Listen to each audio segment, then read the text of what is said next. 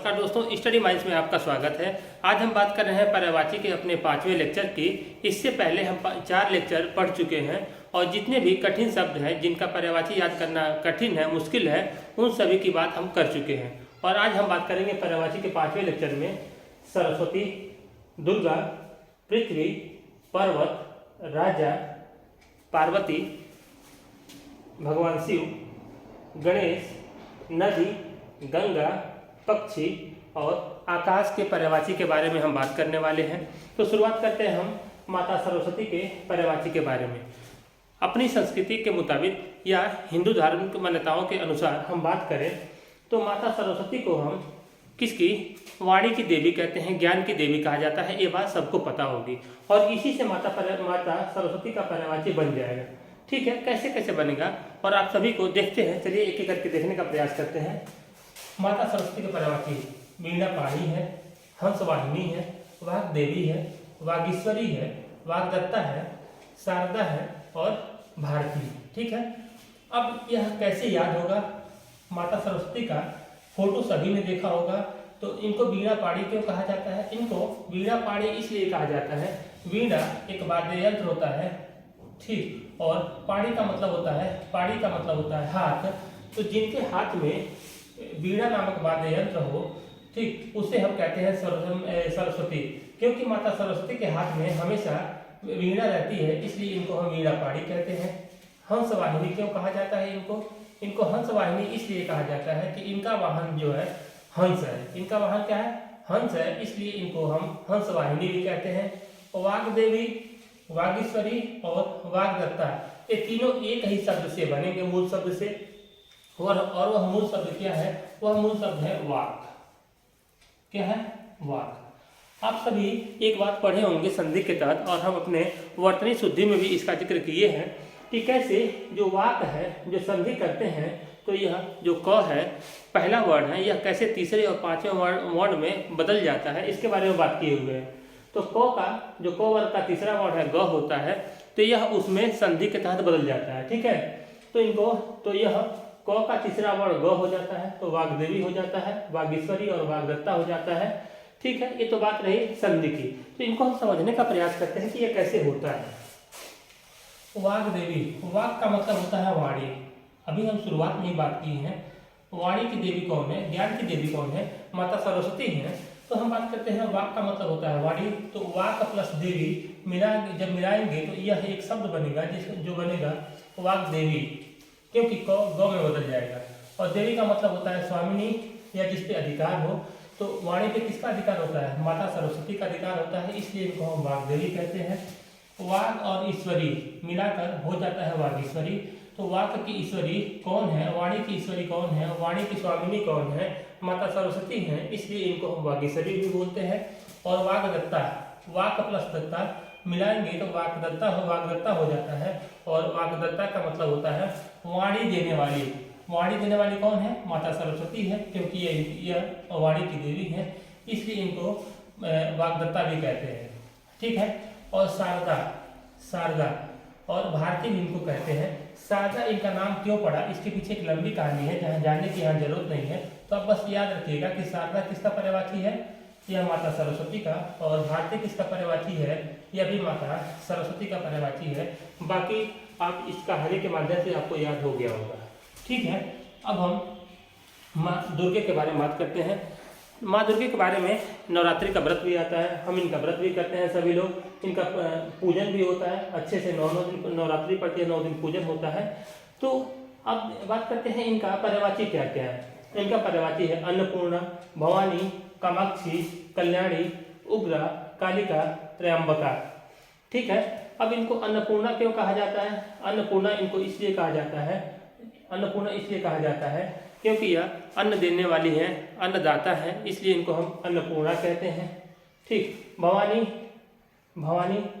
इनको भवानी कहते हैं। ठीक, भवानी वैसे सभी देवियों के लिए इस्तेमाल कर सकते हैं, लेकिन स्पेशल हम किसके लिए इस्तेमाल करते हैं? माँ दुर्गा के लिए भवानी शब्द का इस्तेमाल करते हैं।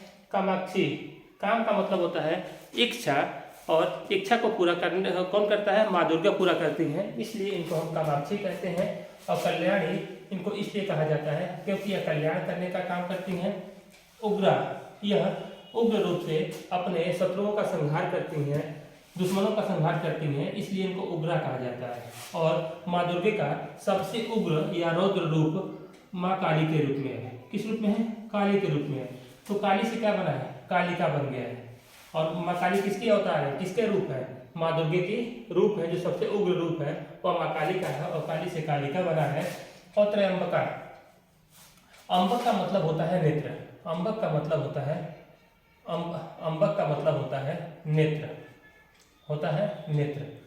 ठीक, तो त्रयंबका, त्रयंबका मतलब होता है त्रि और प्लस अम्बक, अम्बक तीन, त्रि का मतलब होता है तीन, अम्बक का मतलब होता है नेत्र। तो तीन अम्बक हो जिसके, यानी तीन नेत्र हो जिनकी, तीन आंखें हो जिनकी, उसे हम त्रयंबका कहते हैं। तो तीन आंखें किसकी हैं? माँ दुर्गे की हैं, इसलिए हम इनको त्रयंबका कहते हैं। ठीक है, अब बात करते हैं पृथ्वी की। पृथ्वी की बहुत सी पर्वतीयां हैं, जैसे भू के बारे में आप जानते होंगे, भूमि के बारे में आप जानते होंगे। ठीक, इन दोनों के बारे में आप जानते होंगे। से बहुत से विज्ञान है, भूविज्ञान है, इसका अध्ययन करते हैं। भूमि आप जानते ही होंगे, जिस पे हम रहते हैं। ठीक, तो इन दोनों के बारे में आप जानते होंगे। अब हम बात करते हैं इनको अचला क्यों कहते हैं। पृथ्वी को हम माता की संज्ञा देते हैं, इसलिए अब इनको हम अचला कहते क्यों हैं? चला का मतलब होता है चलायमान, ठीक, मूवेबल, जो चलायमान, चलायमान, और अ का मतलब होता है नहीं। यह एक प्रत्यय उपसर्ग है जिसका मतलब होता है नहीं। जो चलायमान नहीं है उसे हम क्या कहते हैं? पृथ्वी कहते हैं। पृथ्वी स्थिर है, इसलिए हम इसे क्या कहते हैं? अचला कहते हैं। और जो साइंस की बात है कि सूर्य की परिक्रमा करती रहती है, उसके बाद छोड़ दीजिए, लेकिन अचल होने की वजह से, चलायमान न होने की वजह से इनको हम अचला कहते हैं। जब चलायमान नहीं है, ठीक, मूवेबल नहीं है, तो इसलिए इनको हम दृढ़ भी कहते हैं। जो दृढ़ चीजें होती हैं मूवेबल नहीं होती हैं, लचीली नहीं होती हैं। और जब चलायमान नहीं है तो स्थिर भी हम किसको कहते हैं? पृथ्वी को स्थिर कहते हैं। इसी से बना है धरणी भी। ठीक, धरती से धरती भी बोलते हैं, और धरणी भी हम क्या बोलते हैं? पृथ्वी को बोलते हैं। और वसुधा और वसुंधरा और धरा, ये किसको बोलते हैं? पृथ्वी को बोलते हैं। जैसे आपको इसको वसुधैव कुटुंबकम, वसुधैव सभी ने सुना होगा। वसुधैव कुटुंबकम की बात करें अगर हम, कुटुंबकम, तो वसुधा का मतलब होता है पृथ्वी, पृथ्वी, और इस पूरे सेंटेंस का मतलब हुआ वसुधैव कुटुंबकम का। पूरी की पूरी वसुधा ही क्या है? कुटुंब है, एक परिवार है, एक घर है। ठीक, तो वसुधा, वसुधा से वसुंधरा बना है, और धरा से यहाँ पे यह धरा हो गया है। तो यह सब किसके पर्यायवाची है? यह पृथ्वी के। और यह जो धरती है, धरती का यह तत्सम रूप है। कौन सा रूप है? तत्सम रूप क्या है? धरती है, यानी धरित्री है। यानी हम संस्कृत में इसको धरित्री बोलते हैं। क्या बोलते हैं? तत्सम शब्द धरित्री है, और धरती क्या हो जाता है? इसको हम, पृथ्वी को हम धरती भी बोल सकते हैं। आप लिख लीजिएगा धरती। ठीक, और धरती क्या है? यह तद्भव रूप है। अवनी भी बोलते हैं, अवनी, और इनको हम मही भी कहते हैं। अवनी और मही, ये आपको दो याद करने पड़ेंगे। ठीक है, अब हम बात करें पर्वत का पर्यायवाची क्या क्या होता है। देखिएगा, पर्वत के पर्यायवाची हम कैसे याद कर सकते हैं। जैसे पर्वत कहाँ पाए जाते हैं? पृथ्वी पर ही पाए जाते हैं। वो दूसरे ग्रहों की बात आप छोड़ दीजिए, क्या जो आप पढ़े होंगे, लेकिन जो हम पर्वत देखते हैं वह कहाँ पाए जाते हैं? पृथ्वी पर। तो पृथ्वी से कुछ शब्दों को जोड़कर हम पर्वत का पर्यायवाची बनाएंगे। ठीक है, पृथ्वी से हम किसका पर्यायवाची बनाएंगे? पर्वत का पर्यायवाची बनाएंगे। देखते हैं अब हम, यह है पर्वती है, भूधर है, महीधर है, भूमिधर है, धराधर है, और यहाँ पे गिरी है, शैल है, नग है, और मेरु है। ठीक है, अब भू किसका पर्यायवाची है? पृथ्वी का। तो भू, और भू ने जिसको, धर का मतलब होता है धारण किया हुआ। हम इससे पहले भी धर के बारे में बात कर चुके हैं। तो भूमि ने जिसको धारण किया हुआ है, पृथ्वी ने जिसको धारण किया हुआ है, उसको हम पर्वत बोलते हैं। क्योंकि पर्वत कहाँ पाए जाते हैं? पृथ्वी के ऊपर ही पर्वत है। तो पर्वत को कौन धारण किया हुआ है? तो पृथ्वी ने धारण किया हुआ है, इसलिए हम पर्वत को भूधर भी कहते हैं। ठीक, मही किसका पर्यायवाची है? मही पर्यायवाची है पृथ्वी का। तो मही, और धर का मतलब होता है धारण किया हुआ। मही ने किसको धारण किया हुआ है? पर्वत को धारण किया हुआ है, इसलिए हम पर्वत को महीधर कहते हैं। ठीक, इसका पर्यायवाची भूमि भी होता है। पृथ्वी का पर्यायवाची क्या है? भूमि है, और धर का मतलब होता है धारण किया हुआ। तो भूमि ने किसको धारण किया हुआ है? पर्वत को, इसलिए हम पर्वत को भूमिधर कहते हैं। धरा का मतलब होता है पृथ्वी, और पृथ्वी ने धारण किया हुआ किसको? पर्वत को, क्योंकि पर्वत पृथ्वी पर ही होता है। और धरा का मतलब होता है पृथ्वी, और धर का मतलब होता है धारण किया हुआ। पृथ्वी ने धारण किया हुआ किसको? पर्वत को, इसीलिए हम इनको धरा भी कहते हैं। और गिरी, गिरि का मतलब होता है पर्वत, आप सभी इस शब्द से परिचित होंगे। शैल का मतलब होता है पर्वत, सर का मतलब होता है चट्टान होता है, पत्थर होता है, ठीक। और पर्वतों में क्या पाए जाते हैं, चट्टान या पत्थर पाए जाते हैं, इसलिए हम पर्वत को शैल भी कहते हैं। और नग, यह उठा हुआ होता है, इसलिए हम इसको नग बोलते हैं। और मेरू एक पर्वत का नाम है, इसकी आप कहानी सुने होंगे, ठीक, इसकी आप कहानी अपने पूर्वजों से सुने होंगे, पुरखों से दादा परदादा सुने होंगे। तो मेरू एक पर्वत का नाम है, इसलिए हम पर्वत को मेरू भी कहते हैं, ठीक है। अब हम राजा का पर्यायवाची देखेंगे। जैसे हम इतिहास में पढ़ते हुए आ रहे हैं कि किस प्रकार से जो राजा अपने साम्राज्य की रक्षा करते थे, अपनी भूमि की रक्षा करते थे, और जो अपने साम्राज्य के तहत जो अपनी प्रजा होती थी उसकी रक्षा, उनका भरण पोषण करने का काम करते थे। तो राजा, ठीक, और भूमि, जाहिर सी बात है जो राजा शासन करेंगे कहाँ पे करेंगे, किसी न किसी साम्राज्य या राज्य में करेंगे। वह पृथ्वी का कोई न कोई हिस्सा ही होगा जहाँ पे प्रजा पाई जाएगी। तो हम पृथ्वी के पर्यायवाची से किसका पर्यायवाची बनाएंगे, राजा का पर्यायवाची बनाएंगे, ठीक ना। अब हम देखते हैं पर्यायवाची राजा का क्या क्या है। नृप है, नृपति है, भूप है, भूपति है, भूपाल है, महीपति है, महीप है, नरेश, नरपति, राव, नरेंद्र और भूस्वामी है, ठीक है। अब हम इसको देखते हैं, ठीक। हम पहले भी बात कर चुके हैं, जिस शब्द के लास्ट में प लगा हो उसका मतलब होता है पालन करने वाला या रक्षा करने वाला होता है। और नृ का मतलब होता है नर, तो नर की रक्षा करने वाला कौन होता है, राजा। प्राचीन काल में जो नर या जो इंसान होते थे उनकी रक्षा कौन करता था, उनकी रक्षा उनका राजा हुआ करता था, वो उनकी रक्षा करता था, इसलिए हम राजा को नृप कहते हैं। और पति का मतलब होता है स्वामी, पहले हम बात कर चुके हैं इसके बारे में। पति का मतलब तो स्वामी या मालिक होता है। तो जो नर होते थे या जो मनुष्य होते थे उनका मालिक कौन होता था, स्वामी कौन होता था, पहले राजा होता था, इसलिए हम राजा को क्या बोलते हैं, नृपति भी बोलते हैं। यहाँ देखिए, यहाँ भी प आया है, प का मतलब होता है पालन करने वाला, रक्षा करने वाला।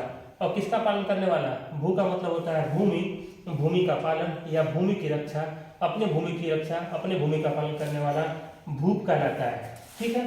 भूपति, भू का मतलब होता है पृथ्वी, और पति का मतलब होता है स्वामी या मालिक। जो पृथ्वी का मालिक या भूमि का मालिक कौन होता था, राजा होता था, इसलिए हम इसको भूपति भी बोलते हैं। भूपाल, पाल का मतलब होता है पालन करने वाला, भूमि का पालन करने वाला कौन होता था, राजा, इसलिए हम राजा को भूपाल कहते हैं। महीपति, मही का मतलब होता है पृथ्वी, मही का मतलब पृथ्वी, और पृथ्वी का स्वामी या पति कौन है, राजा होता था, इसलिए राजा को हम महीपति कहते हैं। महीप, मही और प का मतलब होता है, यहाँ भी पढ़ चुके हैं, यहाँ भी पढ़ चुके हैं, ठीक। तो प का मतलब होता है पालन करने वाला, और मही का मतलब होता है पृथ्वी।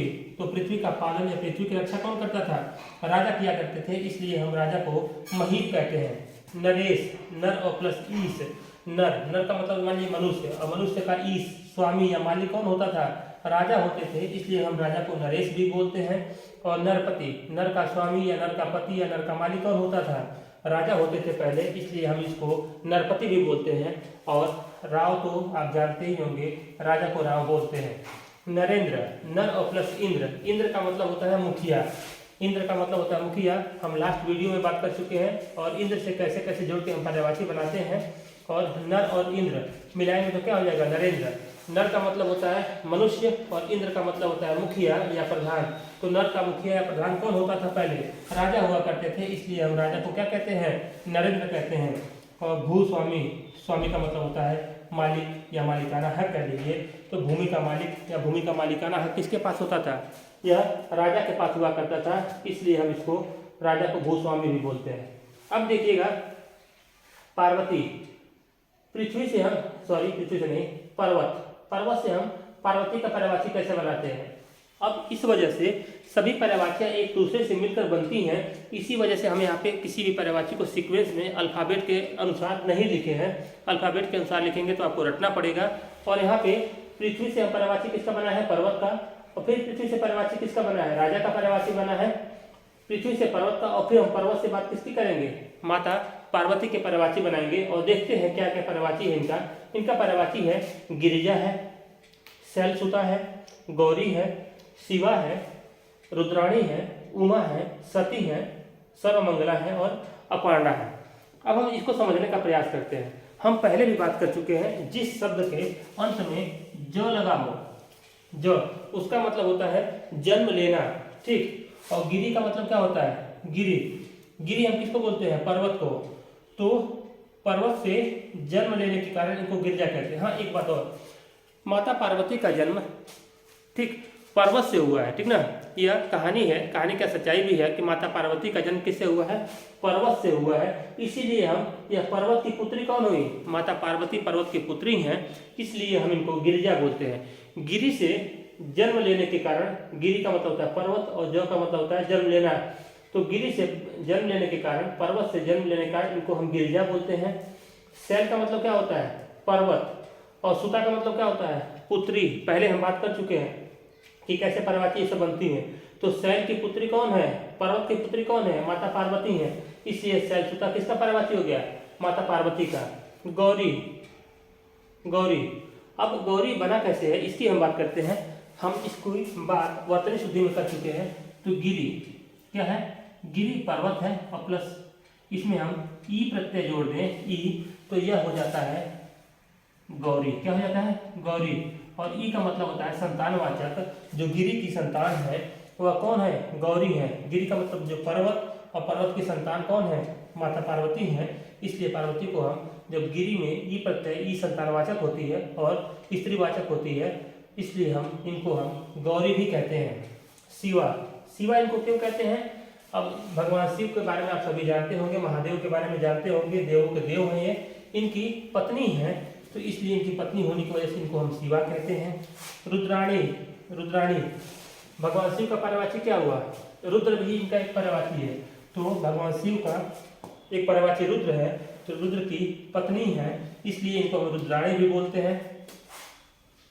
उमा, उमा का मतलब होता है एक शब्द है जिसका, संस्कृत का शब्द है जिसका एक मतलब होता है अब बस करो, ठीक ना। अब मतलब ज्यादा हो गया है ये, इसके पीछे एक छोटी सी कहानी है कि जब माता पार्वती, इनका जो असली नाम हुआ करता था, क्या हुआ करता था, अपर्णा हुआ करता था। तो जब अपर्णा, जो माता पार्वती हैं, भगवान शिव को पाने के लिए कठोर तपस्या कर रही थी, कठोर तपस्या कर रही थी, तो इनकी हालत देखकर इनकी माता ने कहा अब बस करो अपर्णा, ठीक। अब इसका मतलब होता है, बस करो का मतलब होता है उमा होता है, इसलिए इनका नाम उमा है। सती, जो माता सती हैं, ठीक, यह किसकी रूप मानी जाती है, अवतार, पार्वती के अवतार मानी जाती है, इसलिए हम इनको सती भी बोलते हैं। सर्वमंगला का मतलब होता है सब कुछ मंगल करने वाली कौन है, माता पार्वती है, इसलिए इनको हम क्या कहते हैं, सर्वमंगला कहते हैं। और अपर्णा, अपर्णा की बात, यह किसको कहा, यह किसका मूल नाम है, यह माता पार्वती का मूल नाम अपर्णा है, ठीक।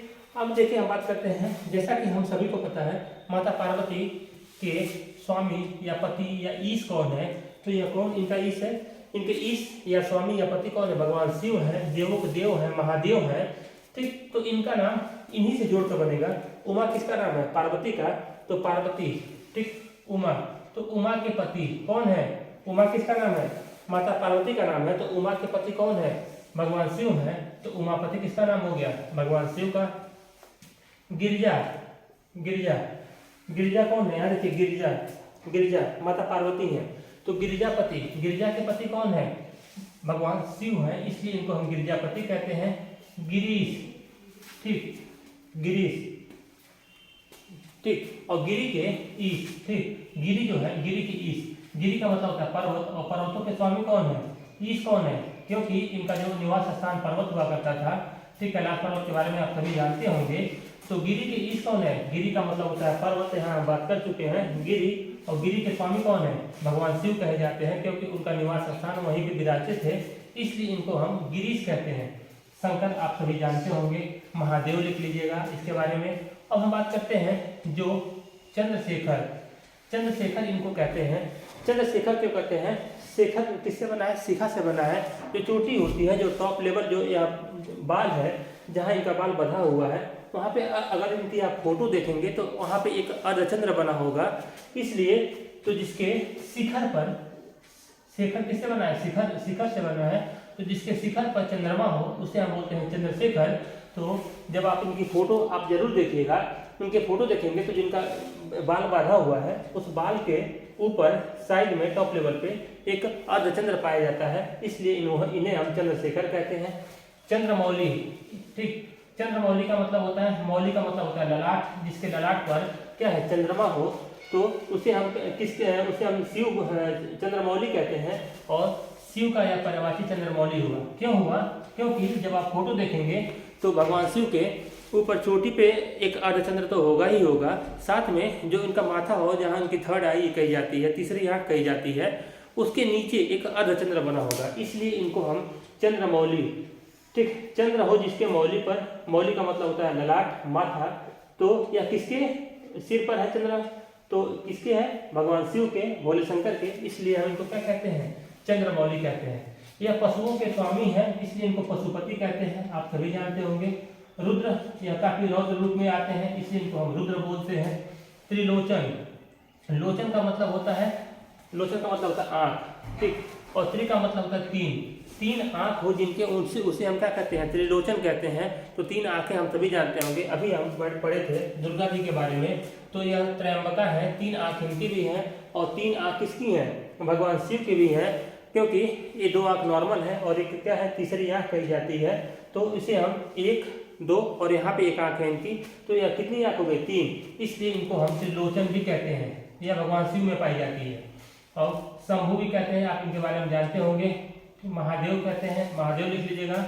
अब इनको हम गंगाधर क्यों कहते हैं, गंगाधर, ऐसी मान्यता है कि माँ गंगे जो है यह कहाँ से निकलती हैं, भगवान शिव की जो चोटी है उससे निकलती हैं, इसलिए ऐसा कहा जाता है कि भगवान शिव ने अपनी चोटी में किसको, जो माता गंगा है, जो गंगा नदी है, उसको धारण किए हुए, धर का मतलब होता है धारण करना, इसलिए इनको हम गंगाधर भी कहते हैं, ठीक है। और भी कई पर्वतियाँ हैं जो नॉर्मल सी है, महादेव हो गया, ठीक, कुछ और भी हैं, तो यह किसकी पर्वती हो गई, शिव की पर्वती हो गई। गणेश की, अब आप जानते ही होंगे, माता जो भगवान शिव है और माता पार्वती, इनके पुत्र कौन है, गणेश है, कौन है, गणेश है, तो गणेश है, इसलिए इनको हम गिरिजा नंदन कहते हैं। गिरिजा किसका नाम है, गिरिजा नाम है, माता पार्वती का नाम है, और गिरिजा और नंदन का मतलब क्या होता है, पुत्र होता है, पहले हम बात कर चुके हैं। तो गिरिजा के पुत्र कौन है, कौन, गणेश भगवान है, इसलिए इनको हम क्या कहते हैं, गिरिजा नंदन कहते हैं। गजानन, गजानन, आनंद, गज प्लस आनंद, गज और प्लस आनंद, आनंद का मतलब होता है मुख होता है, और गज का मतलब होता है हाथी, हाथी के समान जिसका मुख हो। आप इनकी फोटो देखेंगे तो सामने सूंड सब लगा हुआ आपको प्रकट हो, आपको मालूम पड़ेगा। तो गज मतलब हाथी के समान, और आनंद का मतलब होता है मुख, जिसके मुख हो उसे हम कहते हैं गजानन। और यह किसके तरह है, भगवान गणेश जो है उनका फोटो आप देखेंगे तो ऐसा है, इसलिए इनको हम गजानन कहते हैं। लंबोदर, ठीक, लंबा है उदर जिसका, उदर का मतलब होता है पीठ, और ठीक, लंबा हो उदर जिसका, उसे हम कहते हैं लंबोदर। और जब भगवान गणेश का पेट देखेंगे तो पेट काफी निकला हुआ, काफी बड़ा सा और लंबा सा प्रतीत होगा, इसलिए इनको हम क्या बोलते हैं, लंबोदर भी कहते हैं। इनको मोदक काफी प्रिय था, इसलिए इनको मोदक प्रिय बोलते हैं। इनके दांत कितने हैं, एक दांत है, जैसे हाथी के होते हैं, इसलिए इन्हें हम एक दंत कहते हैं। और विघ्न विनाशक, या विघ्न का, विपत्तियों का विनाश करते हैं, इसलिए इनको हम विघ्न विनाशक भी कहते हैं, ठीक है। अब हम बात करते हैं नदी के पर्यायवाची के बारे में। नदी, नदी को हम कहते हैं सरी, क्या कहते हैं, सरी, सरी। देखिए, सरी एक संस्कृत शब्द है जिसका मतलब होता है प्रवाहित होना या प्रवाहमय होना, ठीक, या प्रवाहित होने की क्षमता रखना।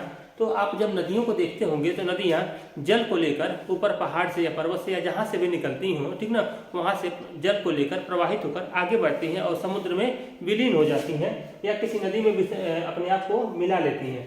तो सरी का मतलब होता है, यह संस्कृत का शब्द है, और इसका मतलब होता है प्रवाहित होना या प्रवाहित करने के होने की क्षमता रखना। तो नदियों में प्रवाहित होने की क्षमता होती है, इसलिए हम सरी को क्या बोलते हैं, नदी कहते हैं। सरी से क्या बना है, सरिता बना है, इसलिए हम नदी का पर्यायवाची क्या हो गया, सरिता हो गया। नदी में तट होता है तो नदी का पर्यायवाची क्या हो गया, इसलिए तटनी भी बोलते हैं, तो क्योंकि यह तटयुक्त होती है तो नदी का पर्यायवाची हो गया तटनी।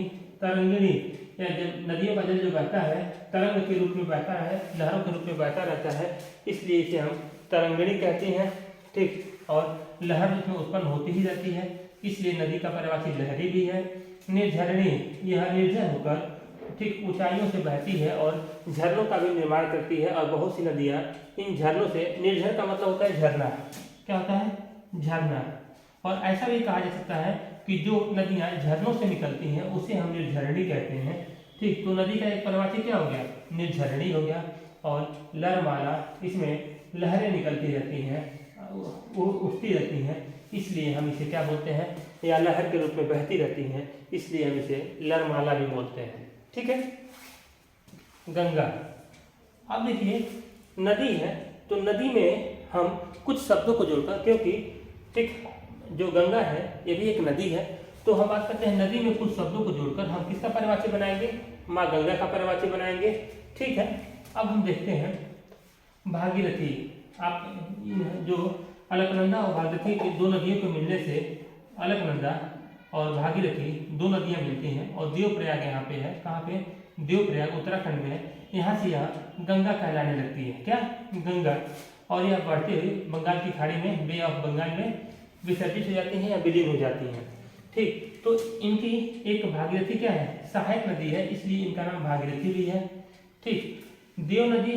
ठीक, अब देखिए हमारे जो एक बात और नोट कर लीजिएगा, जो माँ गंगा है या गंगा नदी जो है, यह देवताओं की नदी मानी जाती है। किसकी, देवताओं की नदी मानी जाती है, सूर्य की नदी मानी जाती है। सूर्य का मतलब ही होता है देवता, इससे पहले हम बात कर चुके हैं इसके बारे में। तो ठीक है, तो अब हम बात करते हैं देवताओं में, देवताओं के पर्यायवाची में हम नदी जोड़कर किसका पर्यायवाची बना लेंगे, माँ गंगा का पर्यायवाची बना लेंगे, क्योंकि यह जो माँ गंगा का जो यह गंगा नदी है यह देवताओं की नदी मानी जाती है। तो देव और नदी, देवों की नदी कौन है, गंगा नदी, इसलिए गंगा को देव नदी भी बोलते हैं। सूर्य का मतलब होता है क्या, देवता होता है, और सरी का मतलब होता है नदी। तो देवताओं की नदी सूरसरी, यह किसका पर्यायवाची हो गया, गंगा का हो गया। देवपगा, यह किसका पर्यायवाची हो गया, माँ गंगा का पर्यायवाची हो गया। त्रिपथगा, त्रिपथगा, ऐसा एक छोटी सी मान्यता है जो हिंदू मान्यताओं के अनुसार हम बात करें कि जो माँ गंगा है या गंगा नदी जो है यह तीनों लोकों में बहती है। ठीक, स्वर्ग में, नरक में और पाताल, यह तीनों लोकों में बहती है, इसलिए त्रि का मतलब होता है तीन, और पथ का मतलब होता है पथ, और ग का मतलब होता है गमन करना। इस सब हम पहले बात कर चुके हैं कि ग का मतलब क्या होता है, पथ का मतलब क्या होता है, कैसे यह बनेगा, पहले हम बात कर चुके हैं। तो त्रि का मतलब तीन, पथ का मतलब होता है रास्ते या पथ, और ग का मतलब होता है गमन करने के कारण। तो ऐसी मान्यता है कि जो गंगा नदी है तीनों लोकों में, ठीक, स्वर्ग, नर्क और किसमें, पाताल में गमन करती है, इसलिए गंगा का पर्यायवाची क्या हो गया है, त्रिपथगा हो गया है। जानवी, ठीक, जो गंगा नदी थी एक बार लुप्त हो चुकी थी। ठीक, इसका प्रवाह रुक गया था, तो जो ऋषि मुनियों ने काफी तपस्या की, कठोर तपस्या के पश्चात पुनः यह प्रकट हुई। और जब पुनः प्रकट हुई, पहली बार प्रकट कहाँ से हुई थी, कहाँ से, भगवान शिव के जो चोटी से, तो इसलिए भगवान शिव को गंगाधर भी बोलते हैं। और उसके पश्चात जब लुप्त होने के पश्चात ऋषि मुनियों ने तपस्या की, तो यह जानवी एक ऋषि है, मुनि है, उनके मुख से प्रकट हुई, इसलिए माँ गंगा का पर्यायवाची जानवी हो जाता है। ठीक है। अब हम बात करते हैं पक्षी का। पक्षी का पर्यायवाची क्या है, अंडज। देखिए ज का मतलब हम यहाँ भी देख चुके हैं, ज कहाँ देख चुके हैं, ज यहाँ पे देख चुके हैं, और भी काफी जगह देखे हैं, पहले भी कई जगह बात कर चुके हैं, अंडज। और जो का मतलब यहाँ भी है जन्म लेना, यहाँ भी है जन्म लेना। तो जिसके जिसके शब्द के अंत में ज लगा होगा उसका मतलब होता है जन्म लेने से है। तो पक्षी कहाँ से जन्म लेते हैं, अंडे से जन्म लेते हैं, तो इसलिए हम पक्षियों को अंडज कह देते हैं। ठीक है, अंडे से जन्म लेने के कारण पक्षी को अंडज कहते हैं। हम इसको द्विज क्यों कहते हैं, द्विज इसलिए कहते हैं क्योंकि पक्षी दो बार जन्म लेते हैं। एक बार जब अंडा होता है, अंडे के माध्यम से एक बार जन्म होता है, और दूसरा जब अंडा ये फोड़कर बाहर निकलते हैं, इसलिए दो बार हो गया, इसलिए पक्षियों को हम द्विज कहते हैं। ठीक, इसके बाद से विहग बोलते हैं। विहग, ग का मतलब होता है गमन करना, ग का मतलब होता है गमन करना। बृहंगम रूप से गमन, पक्षियां जो है बहुत बृहंगम रूप से गमन करती है, इसलिए इसको हम विहग और विहंग कहते हैं। ग का मतलब होता है गमन करना। ठीक, ठीक, जैसे पतंग, ठीक, पतंग जैसे पतंग उड़ता है, ठीक, आसमान में, वैसे पक्षियां भी उड़ती हैं, तो इसलिए हम पक्षी को पतंग कहते हैं। उसके बाद से खग, ख का मतलब होता है आकाश। जो आकाश है इसका मतलब होता है ख भी होता है, और ग का मतलब होता है गमन करना। तो आकाश में गमन कौन करता है, पक्षी करते हैं, इसलिए पक्षियों को हम खग भी बोलते हैं। और परिंदा तो आप सभी जानते ही होंगे, और पखेरु भी आप सभी जानते होंगे, यह पक्षी का पर्यायवाची है। अब हम बात करते हैं आकाश। ठीक है, आकाश के पर्यायवाची के। आकाश जो पृथ्वी से ऊपर जितना भी एरिया पड़ता है, मान लीजिए कि हम कहें यह पृथ्वी है और पृथ्वी के बाहर जितना भी एरिया है, इस सबको आप आकाश मान सकते हैं। आकाश, यहाँ पे सेंटर में अर्थ है, इसको हम आकाश कहते हैं। और पृथ्वी से बाहर का एरिया आकाश है और इसकी कोई लिमिट नहीं है, लिमिटलेस है, यह अनंत है, इसको हम नाप नहीं सकते, इसलिए हम आकाश को अनंत कहते हैं। ठीक, आकाश को हम शून्य भी कह सकते हैं, क्योंकि इसको हम जान नहीं सकते, इसको जाना नहीं जा सकता, इसलिए शून्य कह देते हैं। तारापथ, आप जब देखेंगे अपने घर से, अपने जहाँ पे घर है आपका, पृथ्वी पे ही आपका कहीं ना कहीं यहाँ पे घर होगा, तो जब आप देखेंगे ऊपर आसमान में, आकाश में, तो आपको बहुत से तारे दिखाई देंगे। ठीक, तो यह ताराओं का पथ है, कहाँ पे होता है? आकाश में होता है। ताराओं का रास्ता कहाँ पे है? आकाश में होता है, इसलिए तारापथ भी कहते हैं। आसमान तो आप सभी जानते ही होंगे। खगोल, क्योंकि खगोल विज्ञान के तहत हम जो तारे हैं, नक्षत्र हैं, ठीक, ग्रह हैं, इनका अध्ययन करते हैं, इसलिए हम आकाश को खगोल भी कह देते हैं। अंतरिक्ष तो आप जानते ही होंगे, पृथ्वी से ऊपर का एरिया अंतरिक्ष कहलाता है। कुछ किलोमीटर फिक्स है, लेकिन जरूरत नहीं है यहाँ जानने की, इसलिए आकाश को हम अंतरिक्ष बोलते हैं। गगन, आप सभी इससे परिचित होंगे। अंबर से आप सभी परिचित होंगे, और व्योम से भी परिचित होंगे। नभ और पुष्कर, यह सब किसके पर्यायवाची हैं? यह सब पर्यायवाची हैं आकाश के।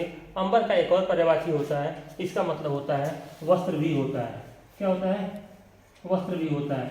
और इसका नाम अंबर इसलिए भी पड़ा है क्योंकि जो दिशाएं जो होती हैं बाहर से, ठीक, वह एक वस्त्र का काम करती हैं, इसलिए हम आकाश को अंबर भी कहते हैं। और आज के लिए इतना ही, धन्यवाद।